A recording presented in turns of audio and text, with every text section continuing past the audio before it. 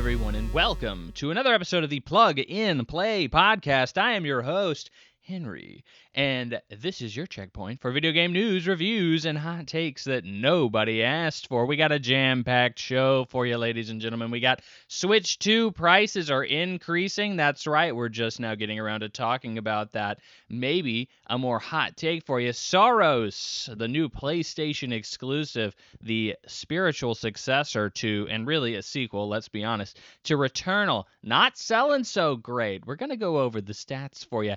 Xbox is now Xbox! All caps. Makes you have to yell it now. Very uncomfortable. And then our best friend Embracer, our longtime recurring news topic from a couple of years ago. They're back as well. And then, of course, impressions. We have Mixtape, the hot new narrative game that everybody seems to be finding a problem with. I'll give you my impressions of Mixtape at the end of the show. But before we get into all the juicy stuff, I have some not so juicy stuff for you. That's right, I'm going to tell you to do some things, and I would greatly appreciate if you did. Those things are, you can give us a review, a like, a follow on any of your podcast services. Favorite ones, least favorite ones, honestly, just do them all.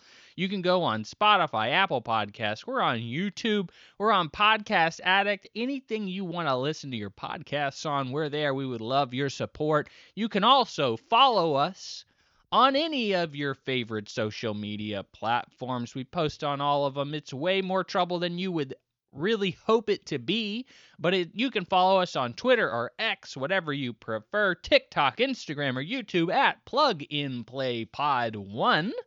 Would greatly appreciate it. You can also leave a comment on any video we have, and I will look at it. I promise I will look at it, and I will possibly read it out on the show. You can be a part of the show. And if you don't want to do that, you can send it into an email address I got. It's pluginplaypodcast1@gmail.com. If that is too long for you, that's also in the description, along with some timestamps. Hey, if you like what I'm saying a lot, you want to skip to a thing you want to hear more, you can use a timestamp. Or if you just hate what I'm saying, if you hate what I'm saying, you don't care about it at all, who cares about the new Sony financials, loser? You are stupid. I want to hear you talk about Sly Cooper 2 in your impression segment. Well, guess what?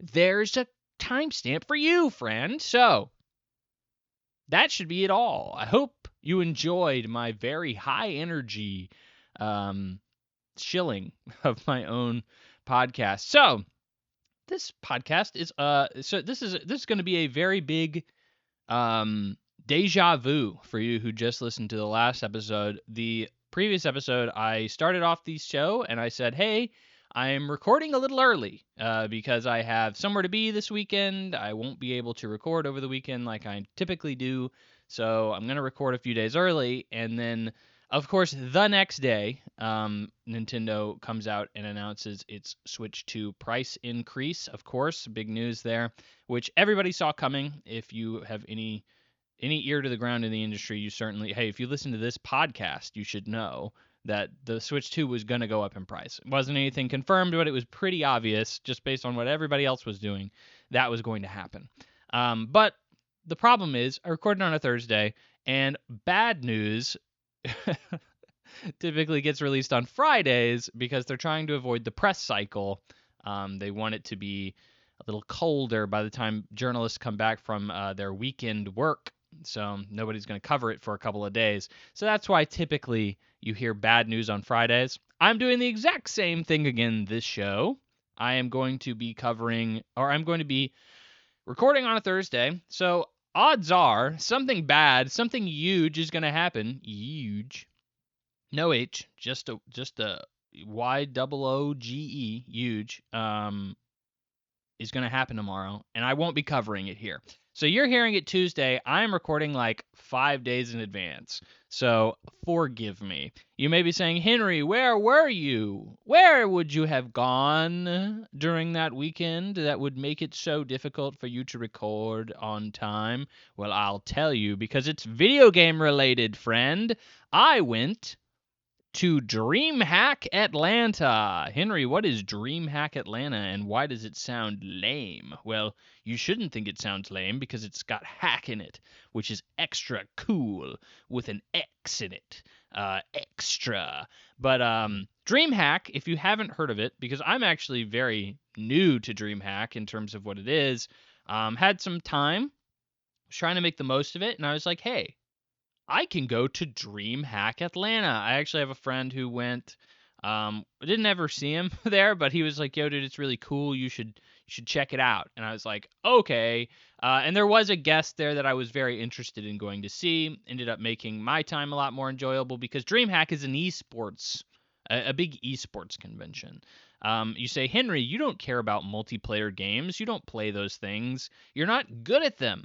That you are very, very right, friend. And I learned the hard way that I probably should not go to an esports convention in Atlanta, Georgia. That is probably a bad idea, and it was. So if you are unfamiliar, DreamHack is apparently bi-yearly. So the last DreamHack in Atlanta was in 6 months ago, and they had another one just this past weekend in Atlanta, which was they sometimes hold in Dallas and sometimes hold in Atlanta, and this one was Call of Duty and Counter-Strike 2, and they had a couple of other smaller tournaments. They had like a chess tournament, and because that's gaming, I guess. Call of Duty gamers care about chess as well. And then of course your typical Street Fighter, Virtual Fighter, all that good stuff. Not Virtua Fighter, like Soul Calibur, that kind of stuff. So very traditional competitive games were there, right? So I went and I was like, oh, surely there's other stuff to do because there's like a creator hub, so they get a bunch of YouTubers to come and and Twitch streamers, of course, and they have like a big streaming area where all the streamers are supposed to stream, and they have an indie area where there's like some indies that are there, and you can go play some indie games before they come out or kind of showcase them. And I did that, and that was like pretty much it. They had an artist alley that really sucked. There was nothing worth getting there, and I mean, really, the main thing to do there is sit and watch people play Call of Duty, and they get all the big esports teams out there. I saw FaZe and Nine Cloud and all that. I don't know anything outside of their names. That's like saying, "Oh yeah, dude, the Patriots or something," and it's like, okay, I know of the Patriots, but I don't know anybody on the Patriots or if they're even good or bad. I just know they are a major team that is in the NFL. I'm pretty sure it's an NFL team. That's how uneducated I am on sports. I apologize. I clearly am, but I've always been the kind of guy who's like, oh, I really wish I could get into esports because I see all these people who love sports, like typical sports, the, alpha male testosterone driven sports. And I'm like, dang, they seem like they're having a really good time. I wish I could have that kind of fun watching video games and have a team to root for and all that other stuff. But I don't care about regular sports. And I'm like, oh, well, surely I'll care about esports. I'm a gamer. And then it's like, well, I don't play any multiplayer games. So when I watch people play esports, I'm like, I have no idea what's going on. I don't know who these people are. I don't know what this game is. I don't know what's good and what's bad. I can't recognize the skill. Like I was watching people play Call of Duty and I was like, awesome, dude. They just shot and killed that guy. That's great. Like I've seen that happen before, and I've even done that in Call of Duty. I've pointed a gun at someone and pulled the trigger. That's crazy. So, how am I supposed to be like, yo, that's really high level play. Wow, that's awesome. And then on top of that, like most seating for DreamHack, at least in Atlanta, is pretty much pay for. Like you have to buy a ticket to entry, and then you also have to buy like special seating in order to get like a decent seat. There is free seating available, but it is so minor. It's like that most people who did not buy a ticket is they're gonna be standing up. And then on top of that, the people like all the seats that are pay for are pretty much sold out. In fact, they were sold out. All pay for seats were sold out. So you got to be on top of it if you want to actually sit down somewhere. So I was like standing up in the back watching a Call of Duty like championship, and like I just felt so bad because the guy next to me was clearly like so into it. He was like, "Yo, dude, I did you see that?" And I'm like, "Yeah, I saw it, but like I don't know why it's so cool, but yeah, I saw that." And then on top of that, he was like he was so into the community because of course there's like it's like, I know who LeBron James is. If somebody who is really into basketball saw LeBron James in person, they'd be like, "Yo, that's LeBron James. I can't believe it." But like I don't know who the Call of Duty players and commentators are in the space. I don't follow that space at all, nor are they on like cereal boxes for me to completely understand who they are not following it. Like LeBron James, who has his own freaking bubble gum, like I can recognize LeBron James just because he's everywhere because there's a large number of people who care, not so much for esports, right? But he was like, "Yo, dude, is that skunk optics over there?" And I could tell he was like, "This is the best moment of my life. Like, I just want somebody to share in this moment." And I was just like, I didn't want to let the guy down. And I was like, yeah, I don't know. I just can't see that far, man. I don't know. He could be, that could be skunk optics over there, man. I think it might be, you know? And it was very obvious at that point. The guy was like, "Oh, this guy doesn't want to talk to me." And I was like, "No, I don't not want to talk to you, bro. It's just I have no idea what you're talking about. I feel really bad that I am just trying to observe and like kind of take this experience in. I don't understand any of it. This is art to me. I am too stupid to fully contemplate and understand what is in front of me, but maybe if I look hard enough, I'll be able to glean some of the appreciation that people who really care about it do feel. That's kind of how I was trying to approach that. So it's like, "Henry, what did you do?" Well, first off, there is nothing to do with that con before the esports starts. That con is clearly just like, if you want to do esports, this is where we're at. And it's like, okay, cool. I don't care about esports. What else is there to do here? It's like really nothing. And so I drove to Atlanta and got there at like when they opened the freaking doors, because I was like, surely it's worth getting in here and doing all these other things. And no, it was absolutely not. Like, I was bored out of my mind until the esports started. Like, that's when people actually like gave a frick about what was happening at that point. And I would not recommend showing up at that place before esports actually starts. There's a small little indie gala where you can play some indie games. I played a couple, and I actually interacted with some of the developers for those games. They were cool, and it was really awesome to like talk with some of the developers, give them some of my personal feedback, and hopefully they incorporate it, and that would be cool. I tried to be very, nice, very, not criticize, but what's the word? Not helpful criticism, but you know what I'm talking about. Constructive criticism. The alliteration. You always have to do the alliteration. So constructive criticism. One of their games was like going to Kickstarter. It won a bunch of best indie games as of late. It seemed cool. The art style definitely seemed interesting. Gosh darn, what is the name of the game?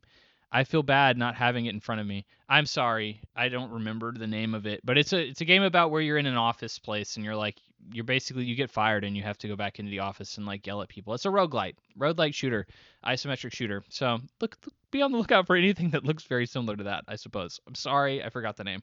But that was kind of cool.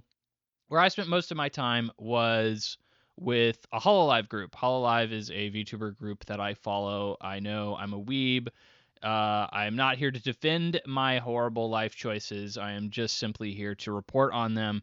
So I went and saw Hololive. That was like my main reason for going. You're like, Henry, why the frick did you go to an esports convention in the first place?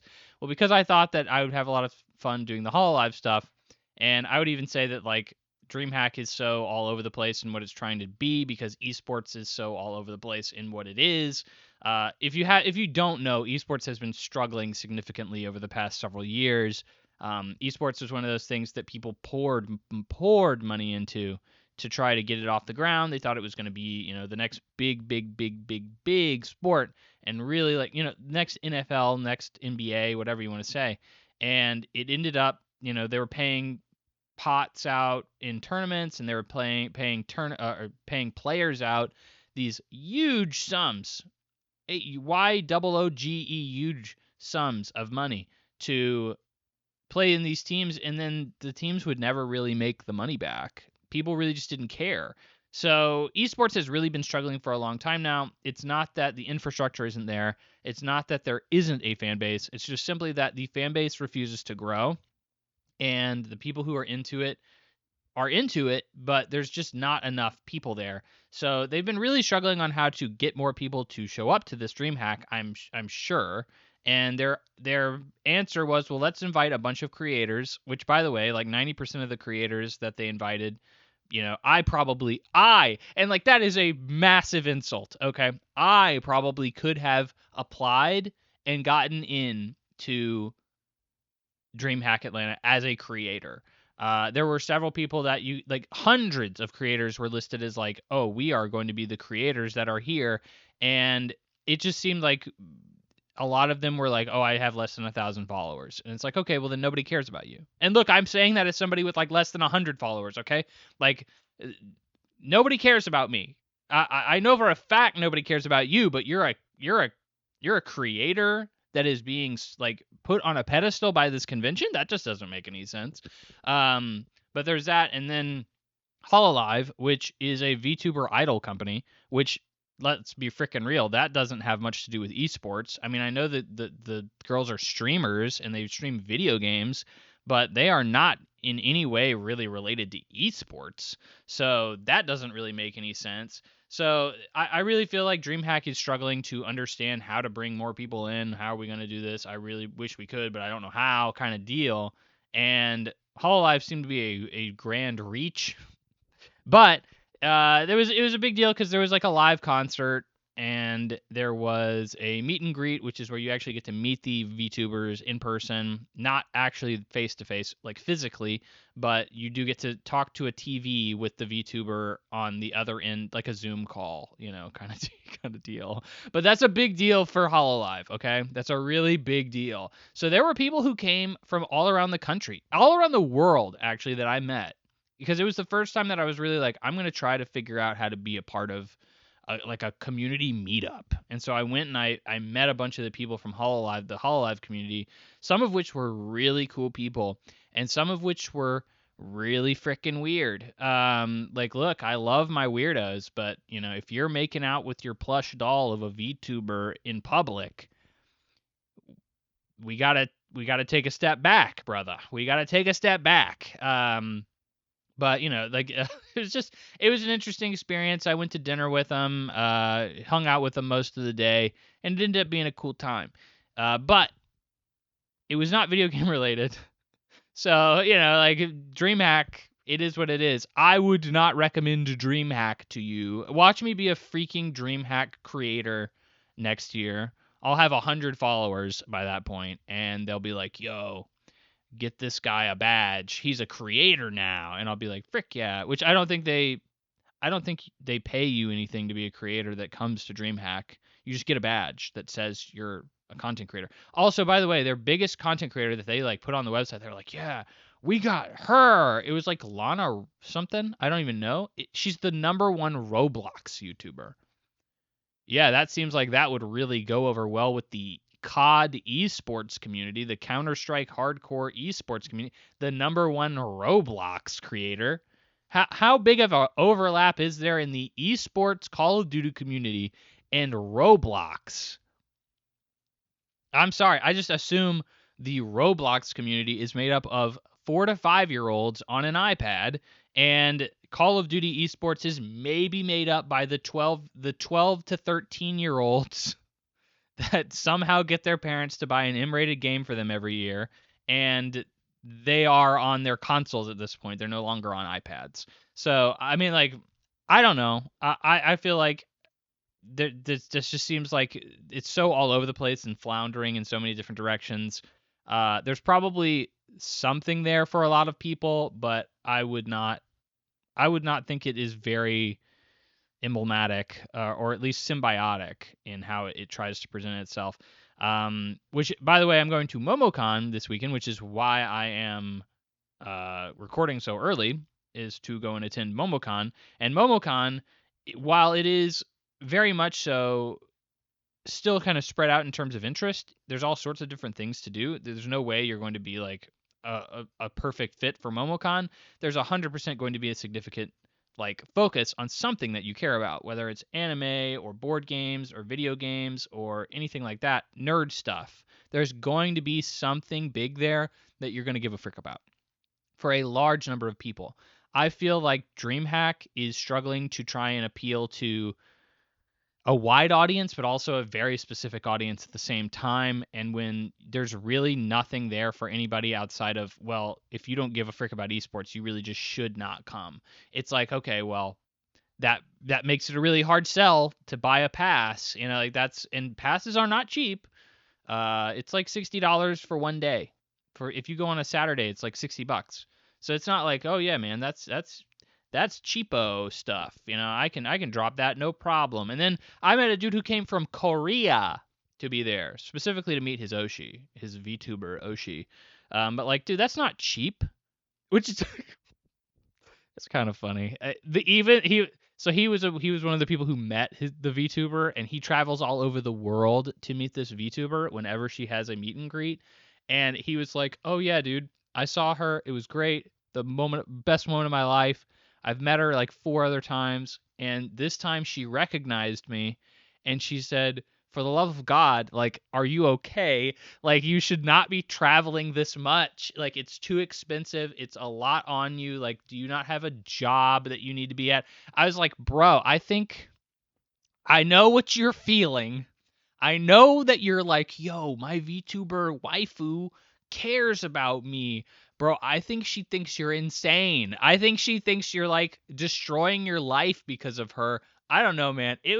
I saw the dark side of VTubing, the VTubing fandom a little bit, which is like not necessarily super dark. It's not like, oh yeah, dude, they were freaking killing kittens or something in the back alley, sacrificing them to their VTuber gods. Like that wasn't what was going on, but it was like, oh, these people have problems. Like for sure. They care about this a little too much in a lot of ways that they probably shouldn't. So anyway, that total aside, look, that's not even video game related, but I find it very interesting. Okay, so that's where I was last year, or last week, and I would not recommend it. I would not recommend going to DreamHack unless you really, really love esports. So moving on to the super video game related topics. Technically, DreamHack is a video game related topic, but now onto the real stuff, all right? This is what you came here for. This is what you paid your good hard-earned cash for, okay? Is my video game talk. So, we're going to start off with my increasingly favorite comment corner segment. I love the comment corner. I love it when you, the audience, interact and have a good time talking in the comments. Well, it's very rarely a good time. Normally, my shorts are typically like kind of hot takes. So most of the time people are not very kind in the comments, but it is interesting at the very least, and I am honored that you take a moment, or sometimes more than a moment, to interact with my post, and it, warrants discussion. So, here's what we have. It's from Jetkey.1 on TikTok. That's right, we actually had several comments on TikTok this time. Very pleased by that. Normally it's Instagram. We actually had more TikTok comments from those TikTokers this past 2 weeks than we did for Instagram, which is very uncommon. Normally, Instagram is the one that promotes me a lot more, and I get a lot more engagement on. So it's a little bit of a flip flop now. At one point, I was actually shadow banned on TikTok. I had 0 views on TikTok for like over a month, and you just have to keep posting until they just decide your account is good enough to come back. And I think that was because I was using like AI content at one point, and they were like, "Yo, bro, we don't like that," and so they stopped showing my stuff to people. So, or I changed it from using AI content to not, I think is what I did. I started using gameplay trailers instead of AI, and they were like, that's not what our algorithm said you do. Stop showing it to people. So, the algorithm is forever fickle and forever hard to understand, but I'm back, baby. People on TikTok are seeing stuff again. So, unfortunately, I can't respond to people on TikTok. I only use the desktop version of TikTok Studio, and that's it. I don't actually use TikTok. I don't love Chinese spyware or anything like that. So I don't actually use TikTok in any other capacity, but I do use it on desktop, and they will not let you reply to comments on desktop for whatever reason. They just are like, yeah, you need to download it on your phone so we can have access to all of your text messages and phone calls and apps and everything that you browse on your phone on the internet. So very understandable from China's perspective. So anyways, this was about my Switch 2 game cartridges post. This was a while back, but it blew up fairly recently. And Jekd.1 had this to say. So I specifically was saying, hey, I don't understand the problem with game key cards. Okay, I don't know why you people are so mad. All right, and he said, you literally give the reason why the game key card is negative, but then say that it's a small group of people who care about it. So it's essentially to say, quote, but I don't get why people make a big deal about this? Question mark. There are 20-plus-year-old games that exist on a cart and disc, and you can still play them to this day. These game keycards only work as long as Nintendo hosts the game on the cloud. And yeah, you need the internet. But then years from now, the game keycard is empty plastic. You argument about, well, everything is digital now, so just accept it. Doesn't justify paying for content you intend to own until you decide to not want it.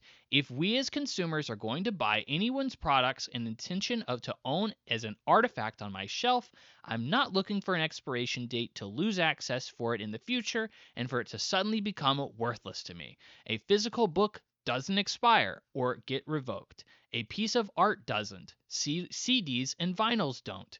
Blu-ray, DVD, etc. But my modern games do? Now, that was a lot, I know. But that was his direct comment to me. He actually had a very long back and forth with another user in the thread, which I love to see. That's like my favorite thing to see. That there's actual like commentary, conversations. My post is being used as like a comment, like almost like a forum, for this conversation. I love to see that. That is so wonderful. But essentially the user kind of agrees with me, and it's like I don't get it, and they go in a back and forth.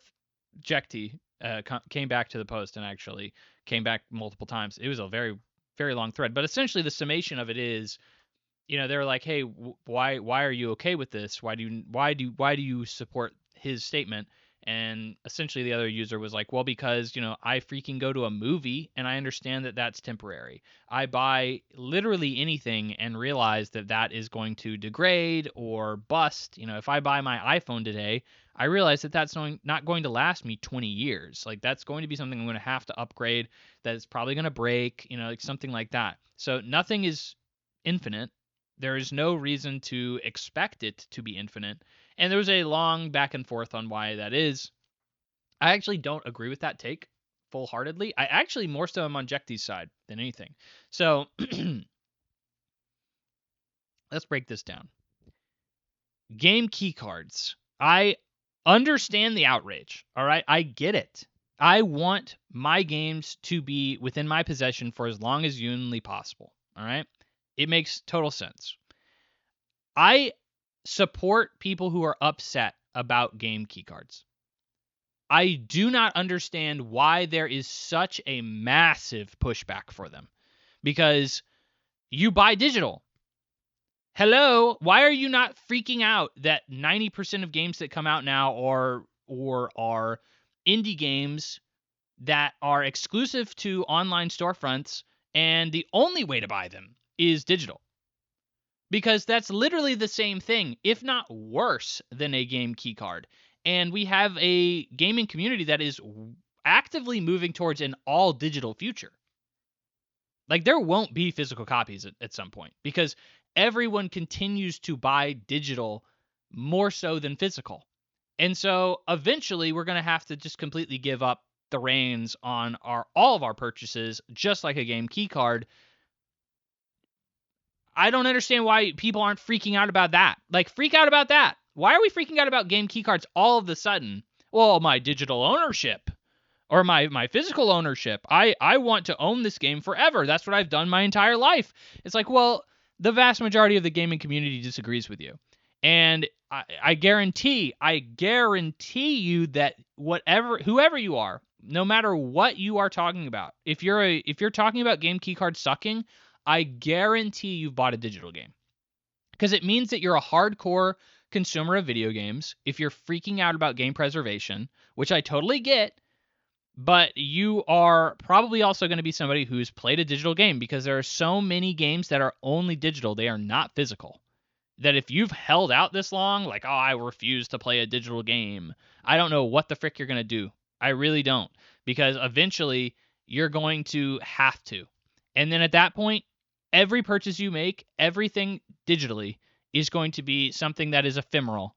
You know, we've looked at it before. What if Xbox goes under? What happens to all of your purchases that you've made with Microsoft over the years on Xbox, the Xbox platform? Well, it's just useless.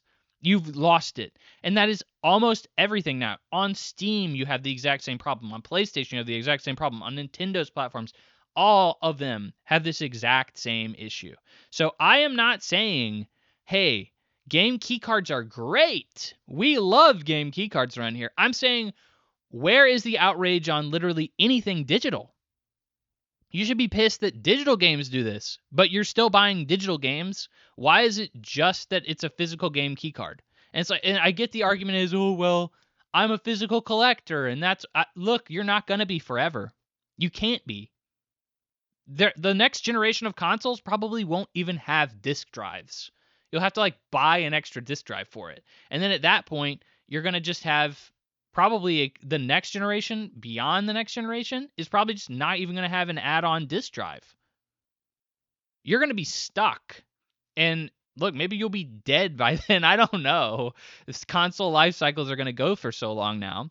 But like, at some point, you're going to have to transition to all digital, and you're going to be dealing with this exact scenario just with literally everything. And there's nothing you can do about it. Like, we are a dying breed. I am still a physical game collector, and I am a dying breed. We are a dying breed. So I think this argument of, look, why are my modern games going into like these ephemeral patches in the sky? I also think that, you know, you're probably never going to play 99% of the games that you like put away. Like, once you beat a game, you're probably never going to go back to it for like 99% of the games that you play, which is totally fine. That's what I do too. But there's way too many games to not do that. But I think you're kind of crazy to be like, oh, I refuse to buy a game key card. I'd rather buy it digitally or not play it at all. Like, you really are shooting yourself in the foot there. And I think that the outrage is understandable. If there's a game key card, it just seems a little silly to not put the game on the cartridge. Why are we selling this physically if there's literally no reason to? And admittedly, you still have access to like the benefits of a physical copy. Specifically, you know, if you really wanted to put it on your shelf and display it, that's something you can do. Or my personal favorite, you can resell it. You can't resell anything you buy digitally. You can resell a physical copy. So that's my personal use case for any physical good. Is it's a financial incentive, which you don't have with digital. It's financial freedom. But I mean, I just feel like I'm kind of spinning my wheels on this. I don't think people are really thinking it through in a long-term perspective. I get that they are, but like you should be pissed at so many other things rather than game key cards. I feel like this conversation is overblown based on how much I see it. If this was like a freaking 5 people on a forum somewhere that was like, "Oh dude, freaking game key cards, they're ruining everything. I can't believe it." But like it is a massive talking point. It is every time a game comes out and it's a game key card, you will see nothing but in the comments or in any kind of reaction to it, "Oh, I'm not buying this. Like I can't buy this. It's a game key card. This is the devil. The devil is your game key card now."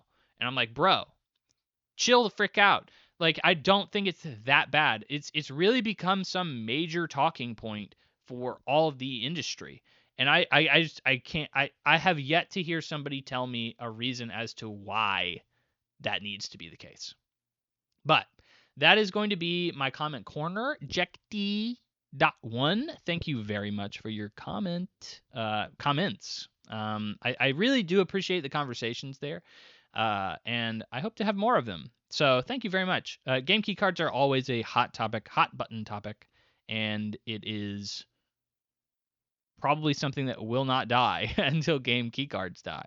So interesting to see what we can get out of that. Milk that topic for all it's worth. All right. Now, on to the news. We're only half an hour into the podcast, aren't we? Well, let's start with something that is old, stale on the counter, been there for months, but we're going to talk about it now anyway because it's a big deal, I think, and it is worth mentioning. And that specifically is the Switch 2 console price is going to increase by $50. It was $450, and now it's going to be 500, a nice round 500. That's my favorite. So I love it when it's a nice round number. And that will start September 1st. So you have a good while to get that figured out. If you are looking to save up for a Nintendo Switch 2, then you can. So during the company's latest financial results presentation, which a lot of people, a lot of gaming companies had their financial results this previous couple of weeks, and it's been very interesting to see what we've gotten out of all those reports.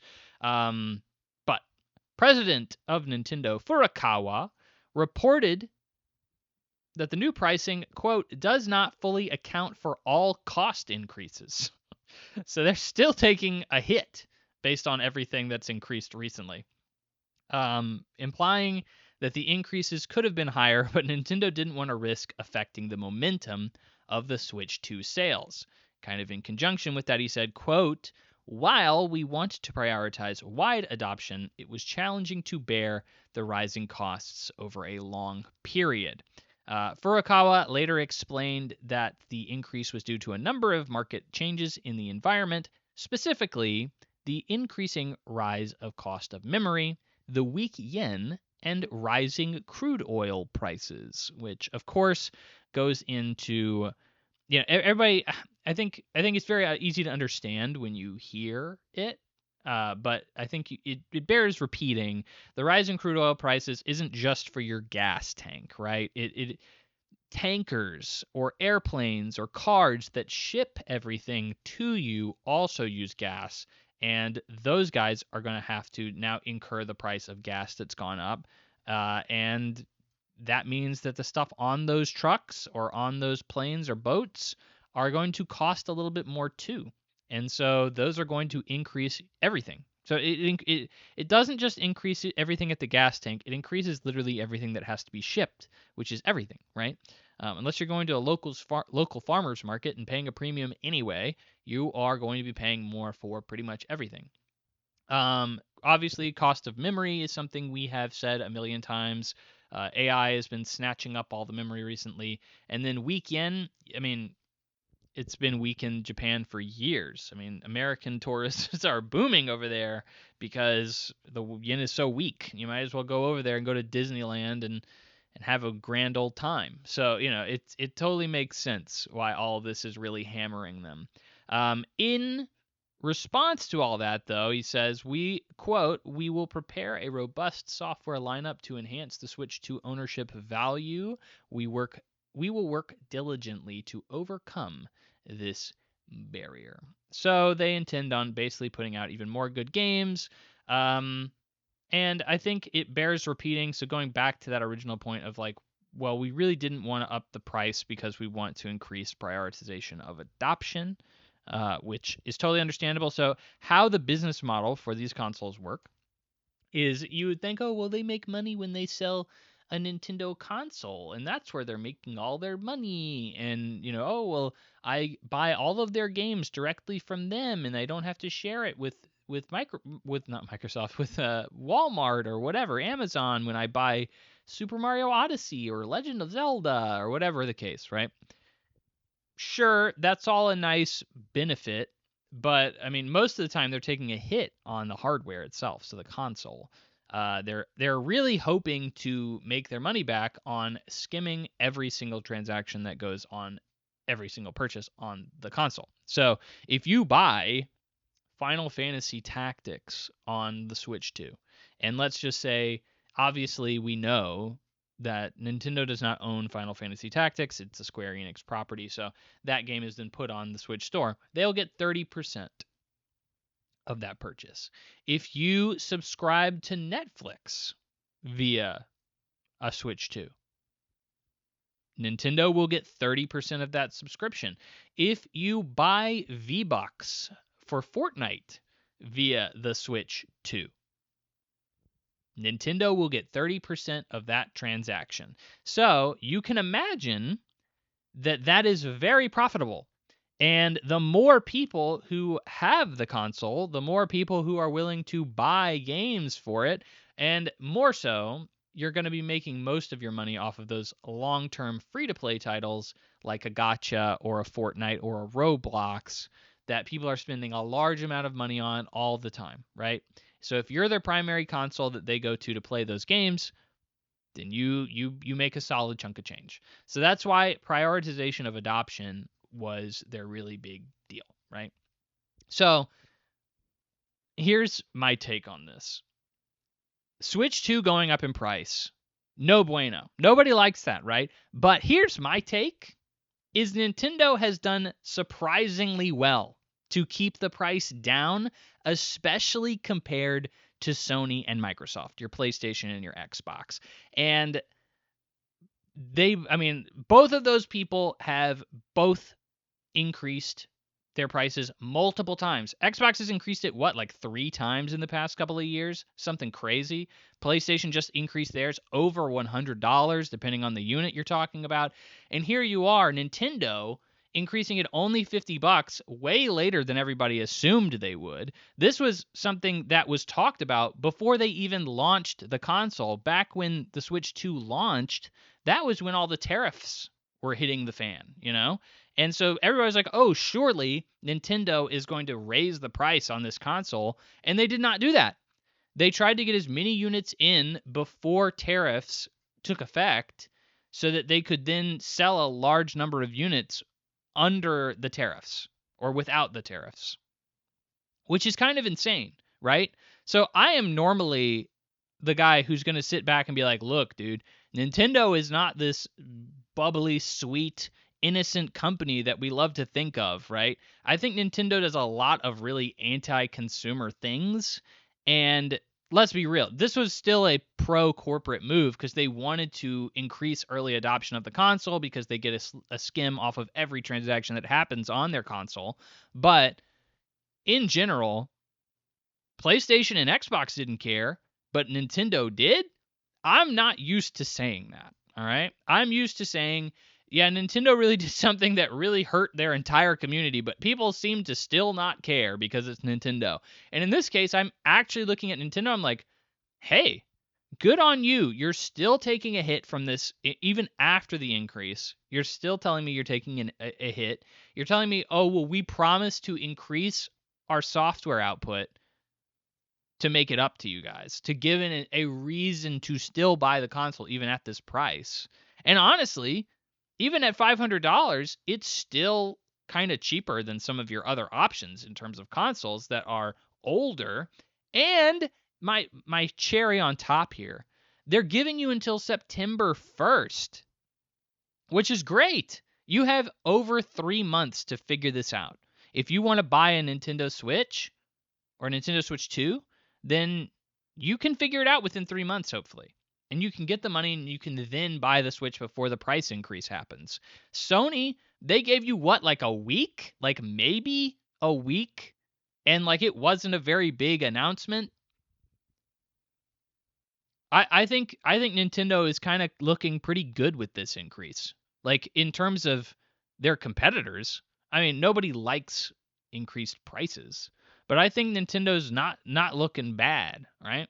So overall, this was an understandable and foreseeable thing. Obviously, like I've mentioned several times, Sony and Microsoft both increased their prices recently, multiple times in some cases. So like this was going to happen. It's been bandied about by analysts for months. Totally understandable. But finally did happen, and I think that Nintendo has handled it very well. So it's not, again, I feel like most of the time when I'm talking about Nintendo, I feel like I'm talking about somebody's like old grandpa that like doesn't really understand how society works anymore or something like that. And they do things and you're like, why did you do that, Nintendo? Like that doesn't help anybody. Like you're just hurting everyone when you do that. Or like that just doesn't make sense. That's just wacky, Nintendo. You're just doing some crazy stuff for no good reason. It's just like, why are you charging me to use the C button on my console? Nintendo, why did you do that? It's just Nintendo gonna Nintendo, right? But it just is what it is. So I think this was inevitable, but I think Nintendo actually handled it pretty well, which is a surprising thing for me to say. It just sucks. Hey, dude. Hey, I hope you're not strapped for cash. Hope you didn't get hit by massive layoffs recently because that's going to be a problem for you because everything's expensive as frick. Welcome to the world we live in. All right, moving on. Next, Sega cancels their Super Game. I debated putting this in the news at all because we don't know anything about the Super Game at Sega. Let me give you the rundown, all right? So this is coming from Sega's financials. Like I said, we had a lot of financial reporting over the past couple of weeks and opens up a lot of doors for a lot more transparency from these companies.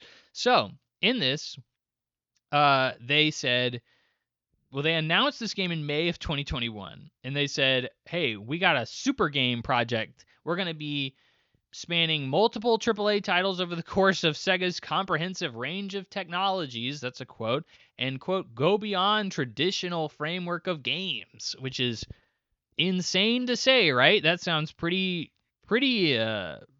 big in a lot of ways that you don't expect from Sega. In 2021, Sega said it would consider investing up to 100 billion yen or $882 million over 5 years to achieve its super game ambitions. By the way, that is coming from VGC. Most of my reporting does come from VGC, but I always like to at least throw it out there every once in a while to let people know. But this was quietly canceled. The only way you would have known that this game was canceled is if you read Sega's financials. So what was the super game? Who knows? It was more than likely like a live service game. If we had to assume, it was probably a live service game, and Sega probably was looking around and was like, hey, those live service games aren't doing so hot right now. It seems like people are not really having a fun time with live service games. Either you come out and you're immediately shut down, or you're Fortnite and you're struggling to remain profitable for some reason. So who knows why that is the case, but that is what is going on with live service, right? Well, we've talked about it a million times, but that is probably what's going on, right? So they then said, well, hey, guess what? Just to keep you on the edge, or just to keep you satisfied, we're still going to be reviving Crazy Taxi, Jet Set Radio, Golden Axe, Streets of Rage. Those are all going to be still, they're in the works, which, hey, good. It's cool they're doing that. I don't think it's anything crazy, but I still need to see what they are, obviously. But the fact Jet Set Radio and Golden Axe, I mean, I love all those games. Like I grew up with all those games in some way, shape, or form. So I actually played Golden Axe on it's a funny story on how I got Golden Axe in the first place. Same with Streets of Rage, specifically Streets of Rage 2. I had a Sega Dreamcast. That was my first console as a kid, and it was really awesome, obviously having my first home console, but eventually it broke and my parents sent it in for a repair to Sega. And Sega sent it back with like not a demo disc, but like a classic collection. They sent it back with like basically it was a demo disc of like their classic titles, right? So it came with Golden Axe, Streets of Rage, a handful of other, selected titles, and I loved Golden Axe and I loved Streets of Rage. It took a long time for me to beat them because those games are harder. Well, actually, it may not have taken me very long to beat them. I can't remember if you had infinite lives or not. I'm pretty sure you did not have infinite lives back in the day. Now you can buy those games on a modern platform, and that's you'll have infinite lives, and you can easily beat those games. They're very short. It's just a matter of you will just die a lot, and then you can just kind of brute force your way through these games. But I love the fact that they're bringing them all back. They've actually brought back Streets of Rage before. I mean, Streets of Rage 4 was something that was released not long ago, and it's actually a very good Streets of Rage game. I'd recommend it highly. But anyway, it's cool to see that. What I really like to talk about with this is Sega is having a lot of problems with their free-to-play sector, which this is why they bought Rovio, which is the creator of Angry Birds. They saw this as a really big deal. It always seemed like a weird fit, Rovio under the Sega banner. But hey, I've seen weirder fits. It's understandable from a business perspective. Angry Birds was like one of the biggest free-to-play games literally ever made. Angry Birds is a big deal. They got movies and plushies and all sorts of stuff, right? Well, Sega ain't too happy about it. So, due to weak performance of Sonic Rumble Party, which, yeah, I heard of Sonic Rumble, and I don't know anybody who played it or liked it, so that's totally understandable. And its disappointing 2023 acquisition of Angry Birds creator Rovio, which has seen sales decline significantly. Sega said it was lowering the priority of free-to-play games in the immediate future. Over 100 developers who were working on free-to-play titles have already been transferred to full game development teams focusing on mainstay IPs, according to the company. That, again, is from VGC. So, holy frick. This is so funny. Again, watching Kyle Bosman talk, kind of a video game funny man and journalist at the same time. Really enjoy his stuff. But he was going through this, combing through the financials. Dude, the entire financials, Sega is just dogging Rovio. They're like, yo, Rovio sucks. Like, why did we buy these people? Everybody's doing okay, but Rovio? What the frick, Rovio? What are you doing over there, Rovio? That's like half of the financial report. Like, it is very obvious that Sega is not cool with Rovio right now. They're losing them a lot of money, and I get it. I get it. Like, but it always seemed like a weird acquisition in the first place. But Angry Birds is one of those things. It's weird. It's been around for so long. I remember playing it on like my first iPod, or whatever. It's so long ago. One of the original free to play iOS, Android games, right? And it continued to basically just put out the exact same game over and over and over again.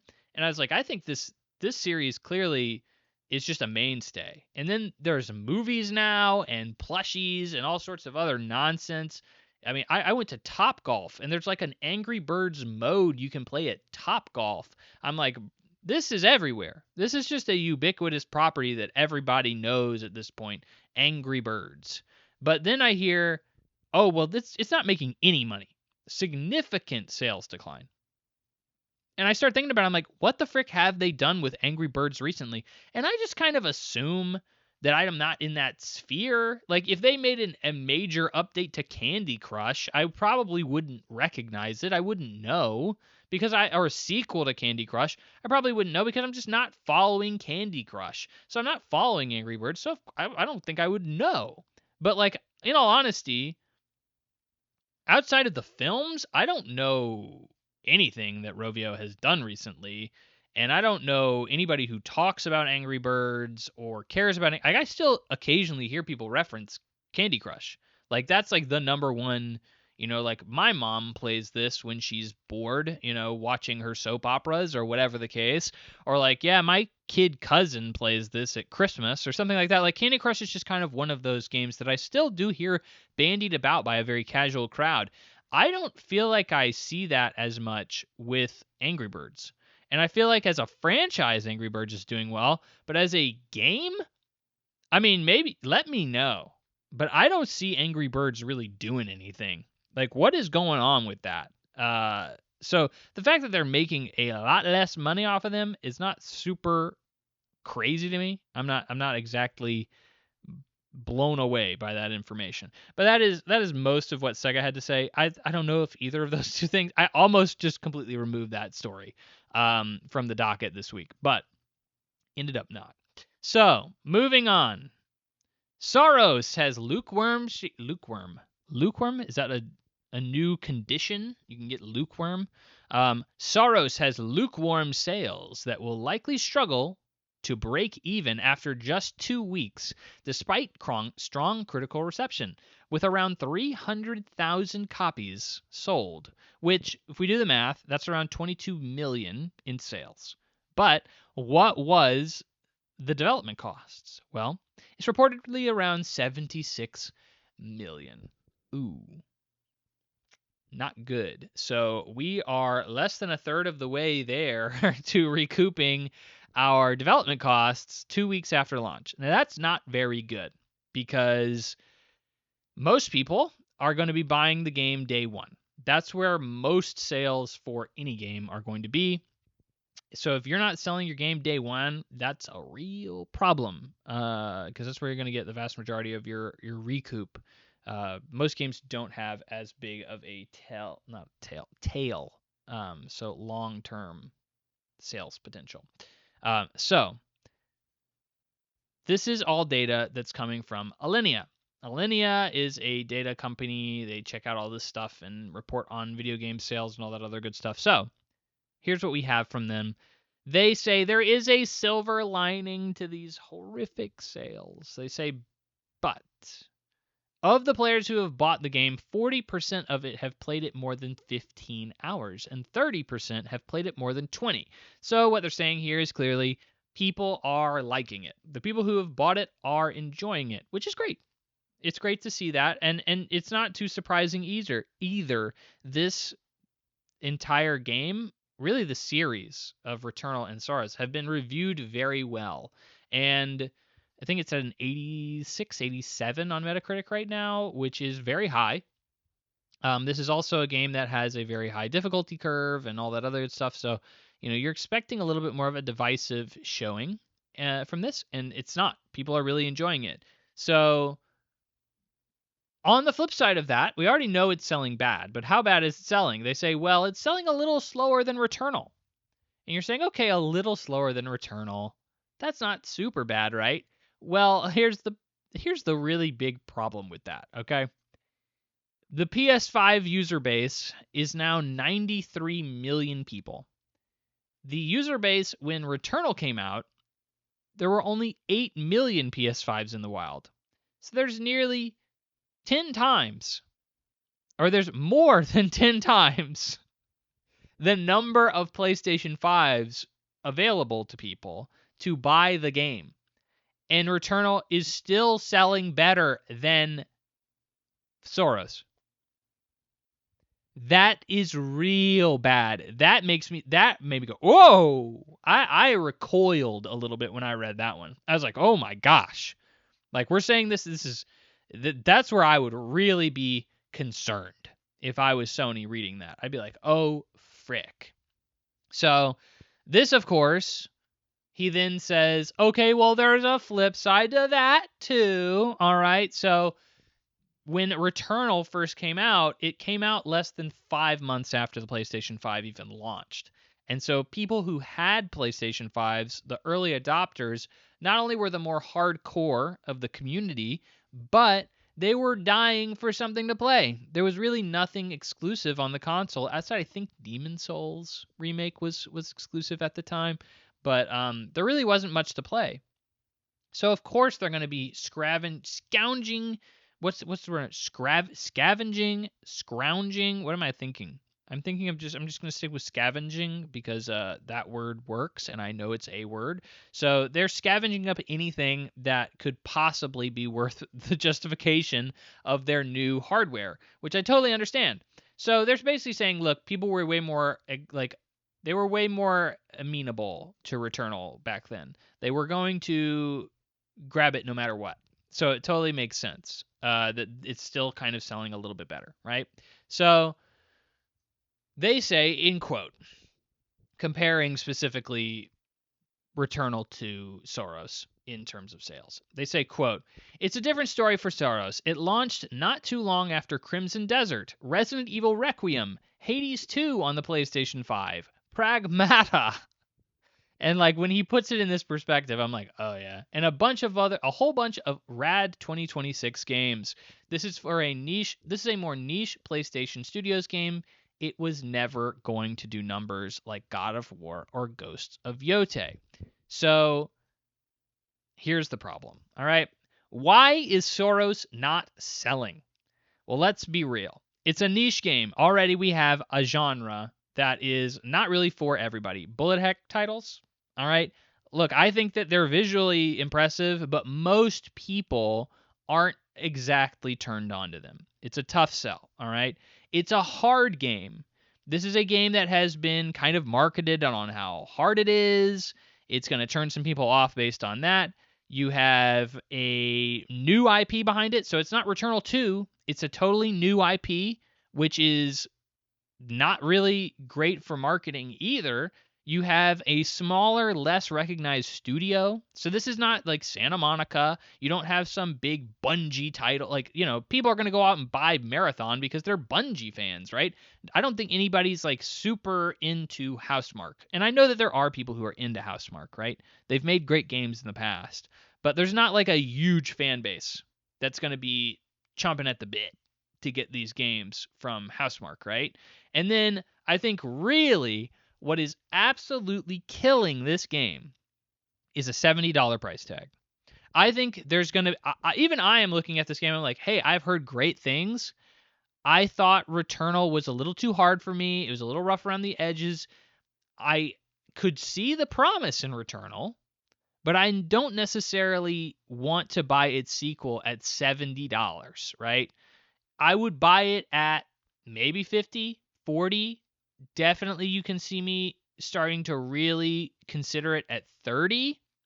But it's a roguelike game, also another niche genre, which I know as hardcore gamers we like to say, oh, roguelike. Everybody loves Hades and freaking, I don't know, Slay the Spire and all that. But like as a general audience, roguelike is still kind of a more niche thing. I know we don't like to think that, but that's true. And $70, I think, is just a lot to ask for so many different niche things kind of piled up on top of each other. You have a hard difficulty. You have a couple of genres that are typically more niche. And you have, like $70 right now is kind of a crazy ask. Like, bro, it takes me $70 to fill up my gas tank. That's a lot. So it's a lot to kind of justify. Plus, you have so many games out. If I'm not 100% convinced to play a game, I'm not gonna, because I have 50 other games in my backlog that I am honestly concerned I'm never going to be able to play by the time I die. So I don't know why I would spend $70 on a day one game that I'm not necessarily super sold on in the first place. It's unfortunate that Saros is doing so well critically. I have no doubt that this game is not a great game. It's just not really a game that resonates with me in the first place. And then on top of that, I have no reason to spend that much money on it. So, hey, unfortunate, but I understand why this is happening. It's just really unfortunate because I think Housemarque is a great developer and you want to see this game succeed. It's just $70 is so much. If this was a $40 game, I don't think we'd be having the same conversation. I think you'd be seeing way more copies of this game being sold, probably around the same margin of profit, but you'd probably be seeing the same number of copies, or a way higher number of copies being sold. Also, on top of that, Sony refuses to drop price in their freaking games. I have to imagine Saros will be an exception. A lot of their games recently, they refuse to. They're trying to play Nintendo, and they're like, look, we're the Mac of games, so like we're gonna put our games at super high prices and never drop them. And if you want them, you're just gonna buy it. And look, I get it, but I don't want to pay $70 for Saros. I will wait. I will wait until you put it on PlayStation Plus for free, and I will be happy.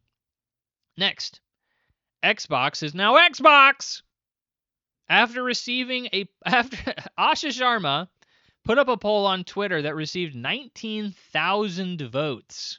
She said, "Hey, what do you want? Should we rename Xbox to Xbox?"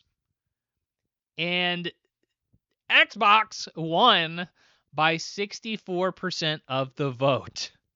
So she then shared an image on her Twitter saying, "Hey, we did it. We changed Xbox to an all caps Xbox." Oh my gosh. This just feels desperate. Notably, this I think is certainly worth noting. This comes only weeks after she just changed the name of Xbox to Xbox. It was previously Microsoft Gaming, and she changed Microsoft Gaming to Xbox, which I was like, yeah, sure. That's fine. That, reclaim the identity. This is like, what are we doing here? What are we doing? There really seems like no reason to really need to do this at all. It feels like a weird PR grab that just is unnecessary. Like, we need to stay in the news cycle. We need to keep doing something to make people think about us, and this is the best I got. It just feels desperate. It reeks of desperation. It reeks of we need to stay in the news cycle. It reeks of, like, I know we don't have anything else going on, but I hope to God you think this is interesting. And hey, it worked. People are talking about it. But I think it continues to compound on Asha Sharma is continuing to make a lot of changes at Xbox. And while I do think a lot of them show promise and like, look, we're listening, we're trying, we're doing what we can, I think it also is a double-edged sword in like, we're really just doing stuff, and none of it is really concrete or super beneficial to anybody, right? It's just kind of changes for change's sake, and this is like the most that she's done yet. And I have been cautiously optimistic of Asha up to this point. And I think this is definitely the first time that I'm like, okay, I get it. Like, you're trying. I get it, Asha. You're trying. But, I mean, we need a little bit more. We need a little bit more meat on these decisions. And we don't just need to change things for the sake of changing them.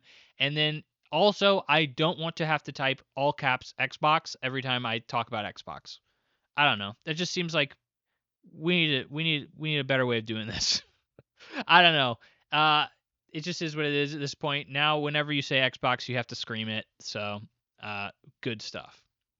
Next, and finally, for the news, we bring back our best friend, Embracer, which, of course, has now split into two companies. Now, you may say, Henry, didn't they do that like a long time ago? They split into like 5 different companies. Yeah, they did. And now, one of them is going to say bye-bye and be its own individual company with its own stock ticker and everything. So Embracer is a longtime friend of the Plug and Play podcast. It was the only thing we really talked about on the news for months, because Embracer, when we first started the podcast, holy frick, it just was imploding. It was either snatching up everybody who they could possibly snatch up for a ridiculous premium, or they were in an absolute spiral of destruction, laying off thousands and thousands of people, which is very funny. In this release, this press release for this, the CEO of Embracer actually recognizes that and was like, yeah, we recognize that we are associated heavily with specifically layoffs. Like, that is our reputation, and we're sorry about that. We would really prefer you don't consider us that. So we're trying to redo our reputation around that. So yeah, Embracer doesn't have the best reputation in terms of what it was doing. It never was doing anything that was going to work out. So it's just weird to see like them be like, oh yeah, we didn't think that was gonna fall in on its face. And it's like, of course it was going to do that. It was obvious it was always going to do that. But they, a long time ago, after all of their horrific failings, after everything kind of fell in on itself, they said, okay, we're going to split up into multiple different companies. They had like their AAA department, they had their AA department, they had an entire department basically devoted to board games. So they were kind of all over the place, but they kind of had a different company that was going to focus on the strengths of a specific area of the company in terms of development or games or whatnot. So one of those companies, specifically Fellowship Entertainment, has split off and will now be its own company. So it has nothing to do with Embracer anymore. So the reason it's called Fellowship Entertainment is because it has the Lord of the Rings IP. That's kind of their crown jewel within that particular company. On top of that, it's got a lot of other big IP associated with it as well. Let's go through the list, shall we? So, Fellowship Entertainment has, of course, the rights to the Lord of the Rings IP for games, and Tomb Raider, Darksiders, Dead Island, Kingdom Come Deliverance, and Remnant and Metro, as well as a few others. But those are the big heavy hitters. Those are heavy hitters. Kingdom Come Deliverance 2 was a Game of the Year contender for many. Tomb Raider is a legendary IP for many different reasons. Darksiders continues to be remade in a million different ways every year, it seems. Dead Island, for some reason, has very strong IP, at least recognition. Apparently 2 did pretty well. Metro, I know a lot of people who love Metro, and I know Remnant did very well as well. So these are all pretty good games, right? That I think a lot of people would look at and say, that's a strong IP. There's something going on there that you can really probably do very well with. So what this specific company is going to be focusing on is actually giving the license out to other developers to make these games. In other words, they're going to be letting the other people take the risk on it, baby. Why would we make a game and then it suck when we can just pay someone else or make somebody else pay for the license and then split the profits if it's really good and then we win? And if not, if the game sucks, we say, well, that was some developer. That wasn't us. That was some other guy. We sold the license to him, sure, but we didn't think they were going to make a bad game. We didn't have any control over that. So that's what they're going to be doing. The studios that are going to be with this new company include, and you will probably recognize a few of these names if you're hardcore, like me, is 4A Games, Crystal Dynamics, which we know as the Tomb Raider devs, Dam Buster Studios, Dark Horse Media, Eidos Montreal, Fish Labs, Flying Wild Hog Studios, Gunfire Games, Middle Earth Enterprises, Red Octane. Had to read that for a second. Red Octane Games and Warhorse Studios. A lot of big names here. So they're all going to go off with Fellowship Entertainment. Embracer proper will continue to operate as a highly decentralized organization with distinct strategies across its business segments. By the way, this is from VGC. And oversee IPs. So they're going to keep these IP that you may recognize. Destroy All Humans, which really has only remade the original 2 games over the past few years. That's like all that IP has done. But yeah, I recognize Destroy All Humans. They aren't doing anything with it, but I recognize it certainly, and they were fun games. Desperados, Gothic, Killing Floor, Kingdoms of Amalur, which I didn't know anybody was ever going to do anything with that again. MX versus ATV, the recently released Reanimal, Ride, Screamer, Titan Quest, and Wreckfest, as well as licenses such as the Hot Wheels Unleashed series and SpongeBob SquarePants. So there's some stuff there for sure. I feel like obviously SpongeBob is a very big IP. The games themselves have always been like kind of B tier, which is what this particular studio was meant to be. It's like this is our B tier studio. Like these are the games that we think are going to do or are going to be mid sellers. They're not going to be like big sellers. They're going to be mid sellers, which honestly I would think Darksiders and Dead Island would probably fall into that category, but they seem to have a lot more faith in it than I would as a person following the gaming industry and what people think. But anyway, maybe a larger audience particularly cares about them. I'm not sure. So the developers remaining will be Aspire, Beamdog, Crazy Labs, Deca, Demiurge, DPI Merchandising, Limited Run Games, which is obviously not a developer. So is neither is DPI Merchandising, obviously. So they're obviously keeping a few things that are not developers. Milestone, PlayOn Partners, PlayOn Pictures, so a movie studio, THQ Nordic, which has over 35 studios and subsidiaries. We all know THQ, or at least kind of do in some way. Failed publisher that eventually got acquired somehow. Tripwire and Vertigo Games. So you probably don't recognize as many of those particular developers. That's because they're all the B teams. So according to this announcement, the split will allow Embracer more flexibility to pursue mergers and acquisitions while Fellowship focuses on its studios and publishing efforts. So Embracer splitting up into two studios, what does it ultimately mean? It means Fellowship Entertainment, which owns all of their big AAA IP like Lord of the Rings and Darksiders and Tomb Raider and all those other big guys, they are going to be run off onto their own thing, and they're going to basically be allowed to flourish. They're saying, you don't need us weighing you down with all this other bull crap. So this is a very similar strategy that Ubisoft employed very recently, where Ubisoft had several IP that were incredibly valuable. You know, Assassin's Creed and Tom Clancy and all those other big guys, Far Cry. And they said, we're going to move all of these into its own company. And anybody who wants to can invest in that, because nobody wants to buy us because we have all of this other garbage over here that nobody wants in our main company. And so we're basically going to let that die. It's going to be a way bigger acquisition target. It's going to be way more appealing for somebody to want to buy this because now we can lower the price of it significantly. And it will be a price that somebody could possibly want to pay. Whereas, if anybody wanted to invest in Assassin's Creed, they'd have to invest in all this other garbage at the same time. Now we don't have to do that. Embracer is doing the exact same thing. They're saying, look, if you want to invest in Fellowship, by all means. That's where all of our big stuff that was going to be making a lot of money is going to be over there. If you want to buy everything else that's over here at regular Embracer, we are open to communication. That is what I'm hearing, is we are happy to sell Embracer to somebody now that we can significantly lower the price because all the other good stuff is gone. And the CEO has a significant stake in Fellowship Entertainment, so he wants it to do well. So that's why he's doing that. So that's why Embracer is split up, is they are basically another Ubisoft. It's just a Ubisoft that does not have as storied of a reputation.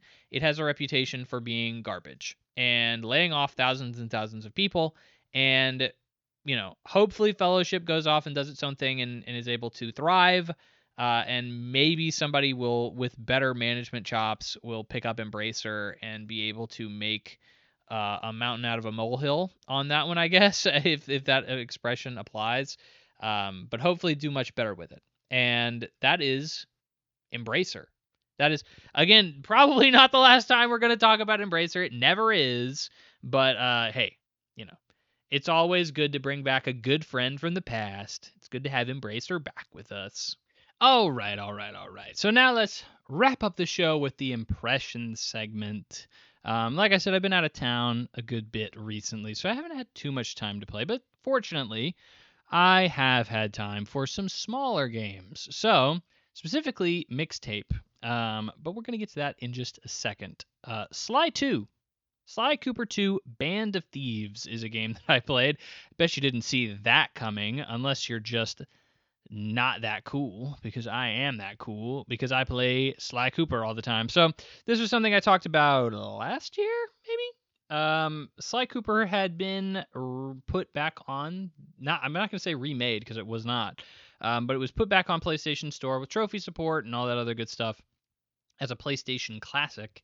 A couple of years back, or a year back, or something like that, and they did the same thing with Sly 2 and 3.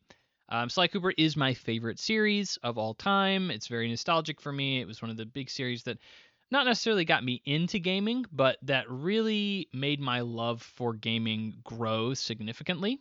And I like to go back to the series every once in a while. And having a good reason to go back to the series is even better. And I have needed a good comfort food game for a while. I just kind of wanted to relax a little bit and take it easy for a minute. And so I was like, I want to play Sly Cooper 2 because it has trophy support, and that's a good enough excuse as any to go back and play it. And so I did.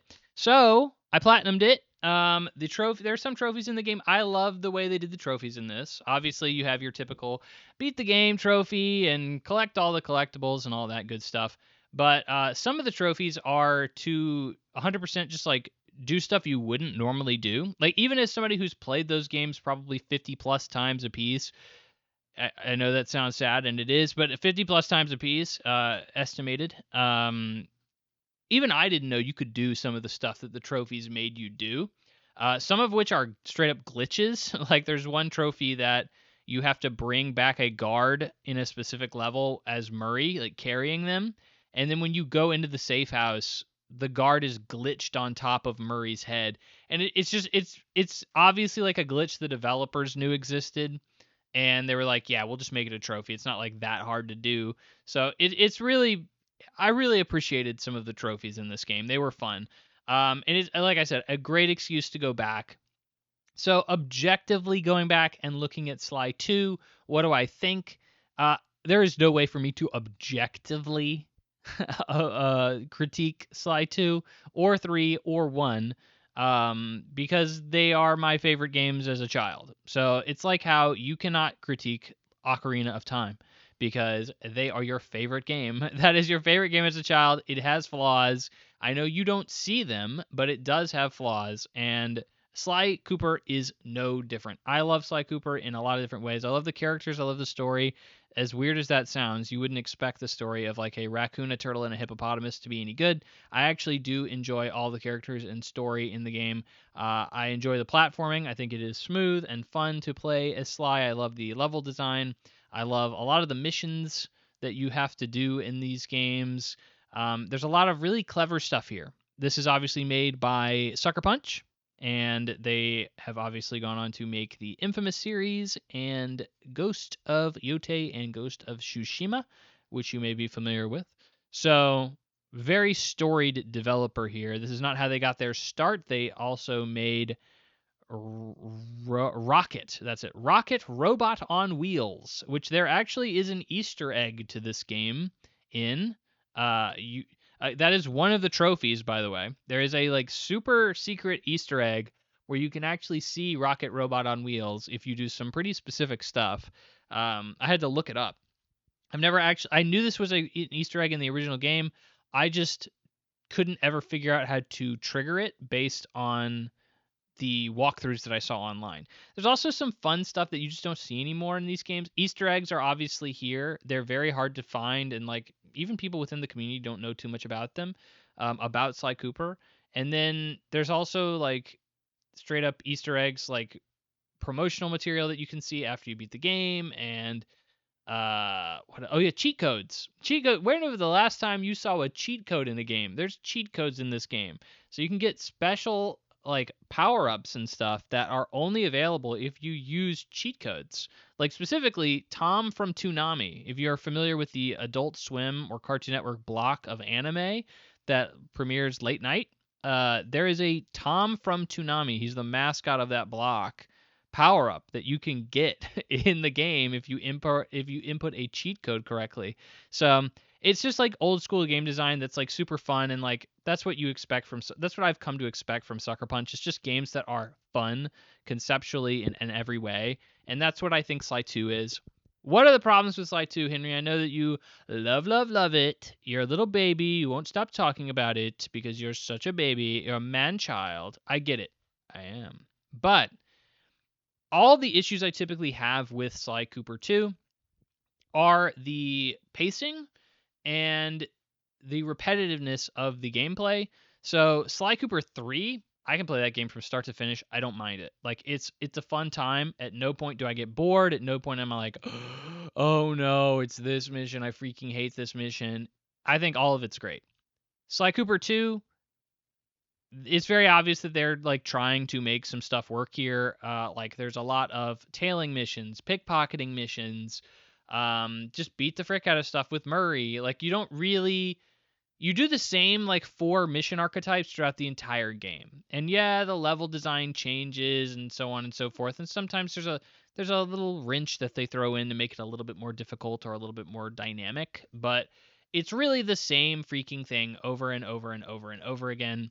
And I cannot play Sly 2 from one point to another like enjoying myself fully, because at some point I'm going to be like, oh man, another pickpocketing mission, freaking sick of this. Or oh man, like this chapter, it's not really paced very well. Like I'm thinking of the Contessa's first chapter where you do like 1 or 2 Bentley missions and then you do like 5 Sly missions, and they're all the worst Sly missions in the game. And I actually stopped at one point playing the game, put it down, had to like go do something else, and then I was like, oh man, I really don't want to go back and freaking play the Contessa mission again. I freaking hate that mission. Like, or I hate that level. That level sucks. But I do think like a lot of, there, even within the bad stuff in the game, there's still always something good. Even in some of the worst designed levels, I still find that they're still designed very well, or I understand why they're designed that way. Like the first level in the game, the Dimitri level in Paris, is very boring. It's really a very standard level, and it's meant to be that way to try and ease the player in. It's a tutorial level, more or less.